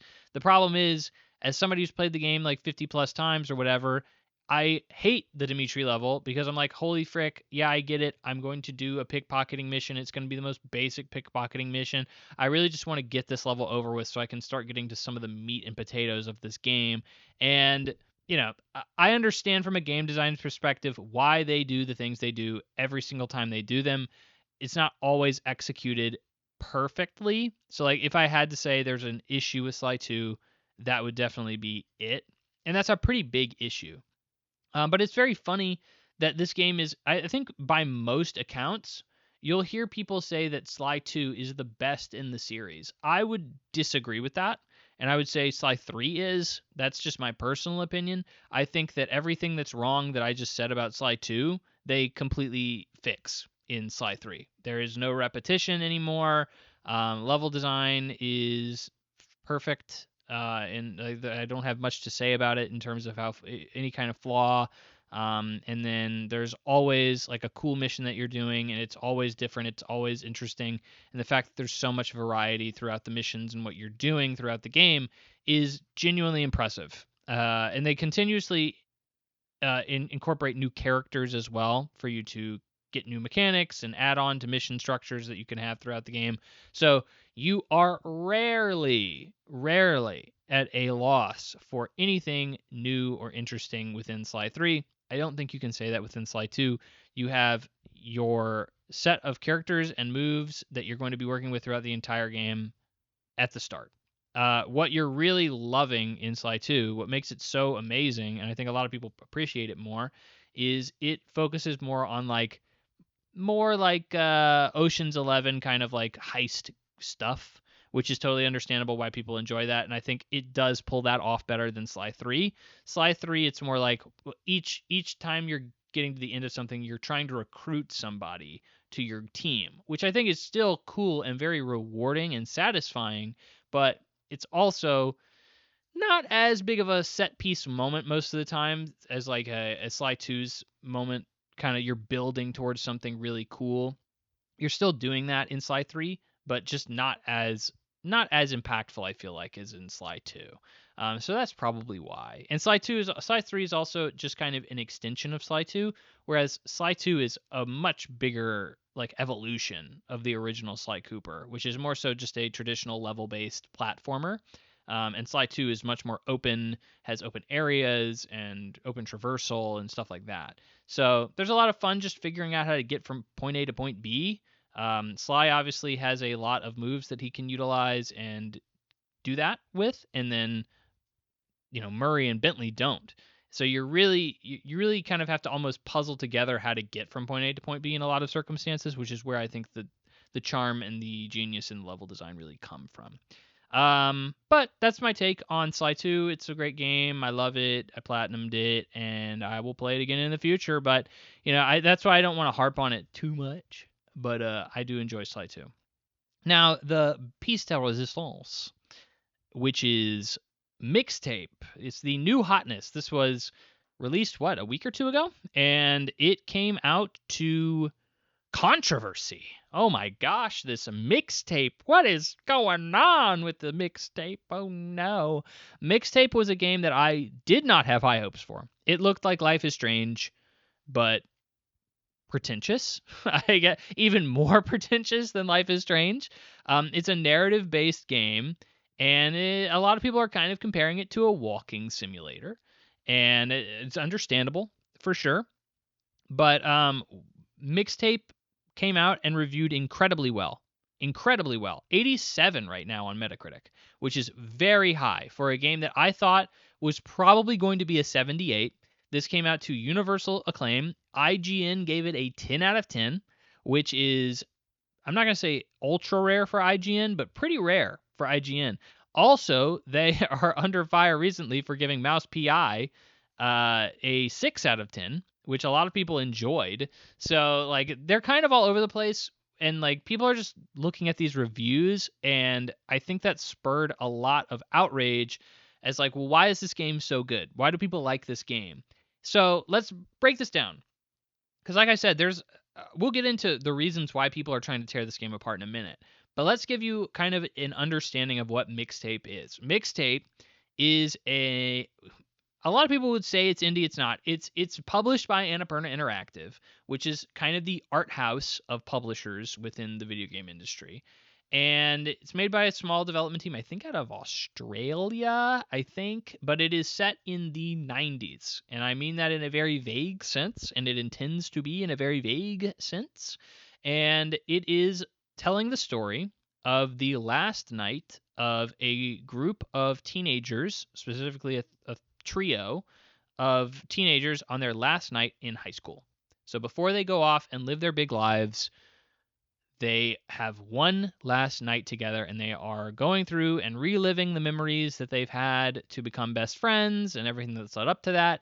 And they are all trying to get to the final big party before everybody goes off to college. So, sounds pretty standard, right? I mean, we've heard this before, right? So what makes Mixtape so good? It's got a great art style. It has a soundtrack, so the game is called Mixtape for a reason. Everything that you do in this game is accompanied by a licensed tape or track. The main character is known to be kind of pretentious, and she wants to be like a music director. So somebody who chooses the soundtrack of movies and TV shows and stuff like that. And so she is very into music and how that accompanies specific moments and how it can accentuate a specific moment and make it feel different or better or whatever. So every moment or every part of this game has a licensed track to accompany it. And she even introduces it and says this is the track, this is why it's good for this particular moment, yada yada yada. And I think that's honestly pretty cool. I think it's done very well. And, it's supposed to be in the 90s, so there's a lot of kind of references to 90s nostalgia. You have to, at one point, there's a segment where you're in a Blockbuster, and there's a segment where you're in a mall that's being constructed, not torn down, but constructed. So, there's a lot of kind of 90s nostalgia that kind of goes in there. It feels very 90s. It's trying to pull from that. significantly. Obviously, I grew up in the 90s, but this is obviously trying to take more of like a if you're a teenager in the 90s, so it's still a little before my time, I guess, in terms of the time frame of how nostalgic I would be. But I can relate to a lot of this in terms of media that I've consumed, like Superbad or something like that. It's very akin to that. This is a group of delinquents. So I hear a lot of people talk about nostalgia and how like, oh, I like this is the only reason that this game is getting good scores is because of nostalgia. Brother, I don't relate to 90% of what these characters do. Most of the time in this game you are running from the cops, you are trying to get wasted, trying to find beer, trying to get to a party, trying to rebel against the man and do all sorts of, like semi-illegal yet, kind of harmless crap that teenagers get up to. And skateboarding and all sorts. I do not relate to that bullcrap at all. Bro, do you know what I did instead of go to my senior prom? I played Portal 2 co-op with my friend. We didn't go to senior prom. We freaking played Portal 2 co-op. I do not relate. I do not relate to any of this. Not a bit of it. Okay? So there's no nostalgia here. Like, oh man, dude, I remember when I got wasted at that party at that abandoned place that everybody's like, I knew people were doing that in my high school. They were going to like a forest or something and getting wasted and like whatever. And then the cops would come and try to break it down and all that stuff. That stuff happened at my high school, but I don't relate to that. I don't have any bone in my body that relates to that. So like nostalgia here for me, I certainly don't have that, and I can't imagine a bunch of video game journalists are out there like, oh yeah, dude, I was freaking skateboarding through the abandoned mall or or whatever, and graffitiing. There's actually no graffiti in this game, but you think that would be a missed opportunity. But getting wasted and going to all the hot parties with all the babes, like no, like there is no shot that video game journalists relate to any of this nostalgically. It's really the ephemeral like 90s vibe that you're really getting from this particular game. It's not really a direct nostalgia connection. Like when I played Despelote, one of my favorite games of last year, it is a nostalgic game for different reasons. Like I felt nostalgia playing Despelote, but it was because like I could relate to like adults talking like I wasn't there as a kid, or like trying to find something to do when I didn't have an iPad or some bullcrap, and I was like freaking hiding under tables during weddings or something because it's just like this is like my own little cave, and like I just enjoy doing that, or getting kind of pulled away and into my own imagination, like thinking about things rather than just what's going on around me because I just don't care. Like that hit a very hard nostalgic factor for me, but that's a very general nostalgia thing. Like Despelote really is about the nostalgia of a soccer team like being like successful within a country, right? And like the vibe that people are going to have when your team's national soccer team is winning and kind of going further than you expected. Bro, I don't relate to that at all. Like I'm an American. Like I have no connection to soccer or football, European football at all. There's not an ounce of me that cares about that. So like I obviously didn't grow up in like South America or whatever the frick. So I don't I didn't feel nostalgia from that, but I felt nostalgia from a general vibe that the game was trying to give off of that time period. And the same thing I think is somewhat applicable to Mixtape. But like I think you're going to get way more out of it if you do relate to those things. But yeah, even the general vibe can kind of be nostalgic, right? So I somewhat understand that. That does play a factor, okay? What is the gameplay in Mixtape? Well, Mixtape gameplay varies. It's really a bunch of kind of mini games that lack a lot of interaction. I see a lot of people calling this game a walking simulator. Okay.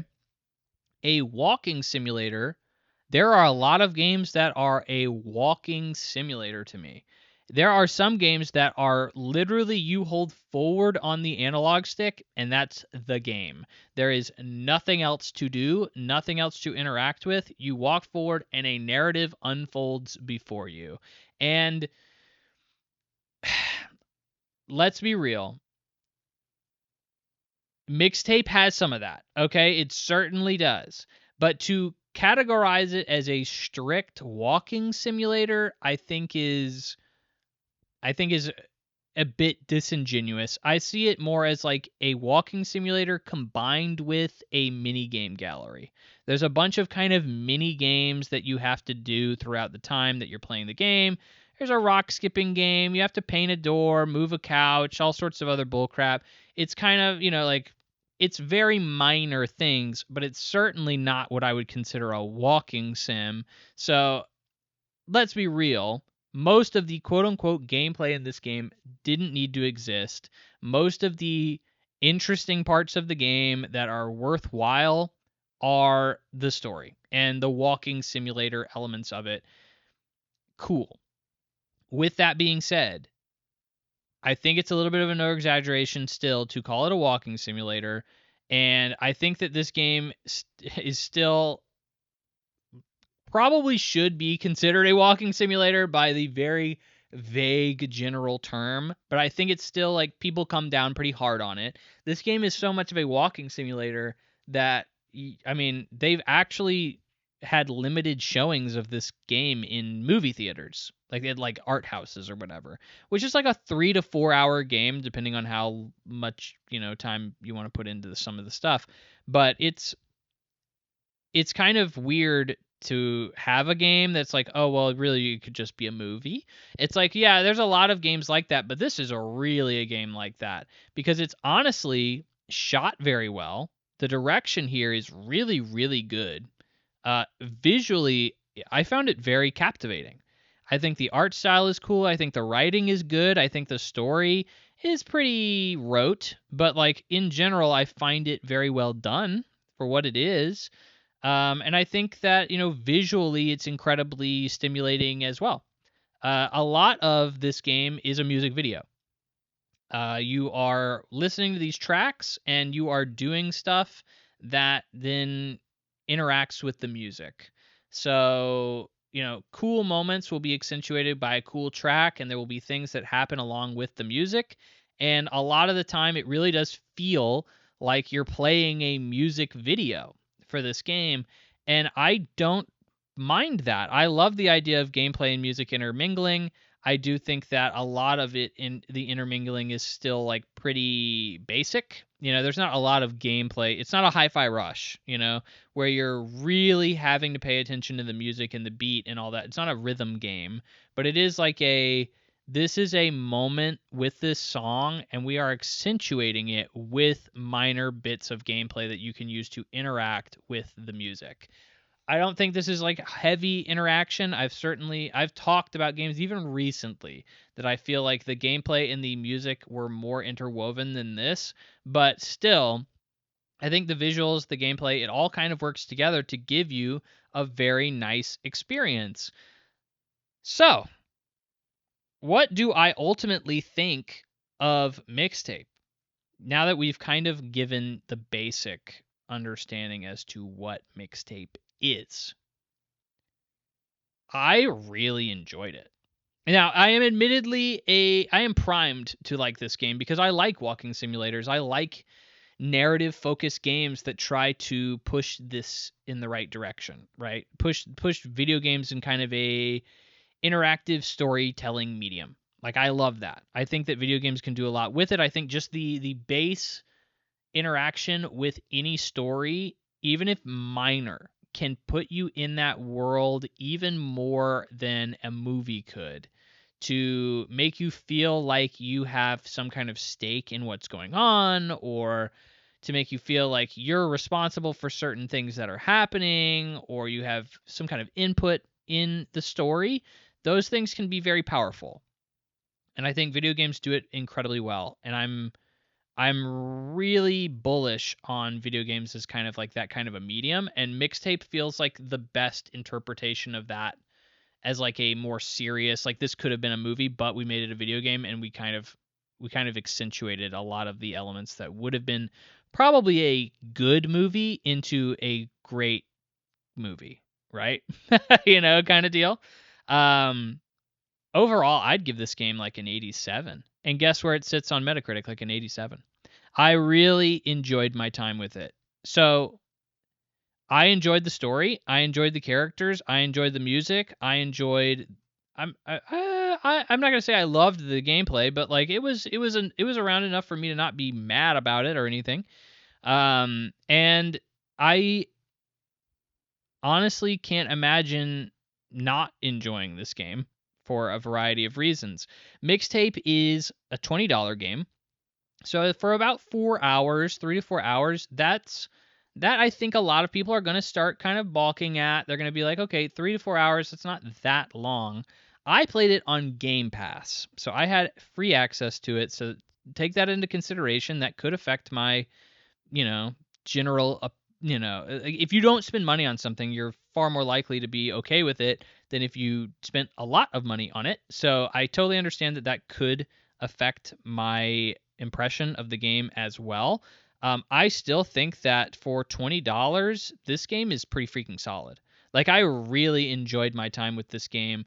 Like I said, I'm primed to it. I am a narrative-focused video game guy. I enjoy video music, interacting with video games as well. So, like, I feel like I'm primed. Let's go through what people have said about this game, because this is where I think Mixtape is a really big controversy. I just see people trying to pull this game down in every conceivable fashion. I have seen people say this game is only successful because of nostalgia. And I've seen people say this game is only successful because it has a licensed music soundtrack. And I say this game is I see this people say this game has no gameplay, it's a walking sim only. Like this isn't a game, it's a movie. I've seen people say it's not even an indie game. Like it's trying to project itself as an indie game, but it's not. It's published by Annapurna. Okay, I see any conceivable reason to pull this game down. I see people trying to do that, and it is odd, right? And it's for some reason pulled back up the discussion of like, what is a game? Are walking simulators games? And it's weird to me because I'm like, how many of you have played this game? Because I really feel like it's a weird, disingenuous place to be, considering this game a walking simulator. Like, I understand it, but I also wouldn't be like throwing that out like immediately when I talk about this game. And I would also say, if you're saying, well, it's only successful because it has a licensed soundtrack and it's really relying heavily on the soundtrack here, I honestly think that that's significantly addressed within the game. Like, the main character's entire persona relies around like music being chosen for specific moments. Like, that's the whole point of the character. So like that's heavily addressed within the game, I think. Nostalgia, like I said, I have no nostalgia to being a delinquent and going out and getting wasted on a Saturday night and like skateboarding down the street of a white suburb. Like I get if you don't. I don't. I still loved this game. I still thought that the characters were well written, the story was well realized. I still thought that the musical moments in this game were well done.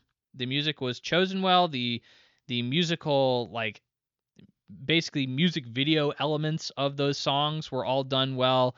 The game was shot well, directed well. The visuals are nice. Like, I genuinely can't see a reason I would not recommend Mixtape to somebody. Unless they're like, I need a game with like shooting in it or something like that. I don't know why I wouldn't be like, yeah, give Mixtape a try. because it's genuinely fun.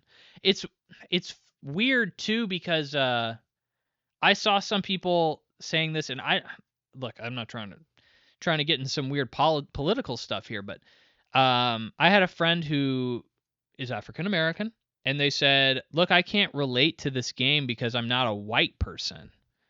And I'm like, "Yeah, I get it. I totally freaking get that."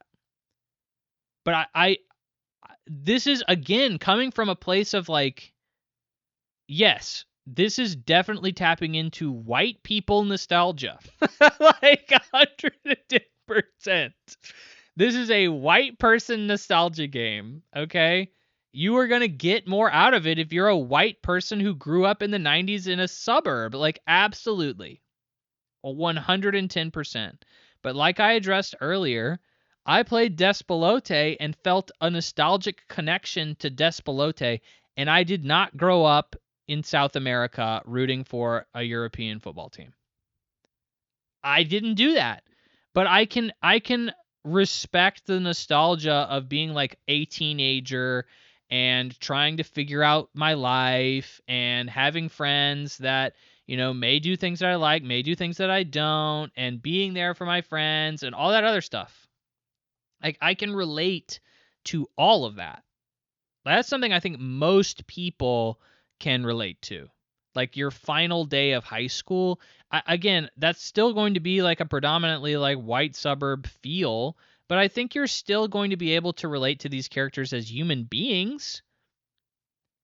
I think, that's a personal opinion, right? So I don't, it just really feels like wherever I go, this game is being absolutely torn to shreds for any possible reason. And I don't get it. I think it's a great game. I think if you look at it and you know what it is, and it even remotely looks like something you're interested in, absolutely give it a shot. And I think that you'll find something cool here. It is very movie-like. It is, very walking sim-esque, but it is still a very good game. Yes, it relies on its music, but like it openly acknowledges that, and I think ties that in very well to what's going on. Yes, it relies on nostalgia, but like, what the frick doesn't nowadays, man? I'm waiting for the next Ghostbusters movie. I don't actually follow the Ghostbusters movies, but like, bro, let's be real. Like, nothing doesn't get freaking taken advantage of for nostalgia now. I don't know why this game is reviewing so much. I do know why it's reviewing so well. I think it's honestly an 87. But I think it's a well-made game. I think it does everything it sets out to do very well. And, it's a solid game for a solid price. That's my take. So I don't know why people are absolutely coming after this game. Critics clearly enjoy it. I enjoyed it significantly. I know other people are too. It really does feel like people who just haven't played the game are just like, I freaking hate Mixtape. It was a very enjoyable 3 to 4 hours with this game. And honestly, genuinely, I'm a physical collector. I would love to have this game physically. I would love to. Because I really enjoyed it that much. And that's rare for me to say. Rare. So you can tell how much I enjoyed Mixtape. I highly enjoyed it. I highly recommend it, especially if you have Game Pass. You probably shouldn't anymore at this price range, but I still do from having stacked up memberships for a very long time when it was dirt cheap. So I still have access to Game Pass, and you should be trying out Mixtape. You really should. So that is my take on Mixtape, and that is also going to be our episode. So a nice rounded 2-ish hours on this episode. I really do appreciate, as always, with you sticking with me that long. I hope that you enjoyed the show. I hope that you got something out of it. I hope you were entertained. Are you not entertained? And I hope you're playing some good video games, friend. I hope that I see you next time here on the Plug and Play podcast. And I think I'm just going to leave you with that. Bye-bye.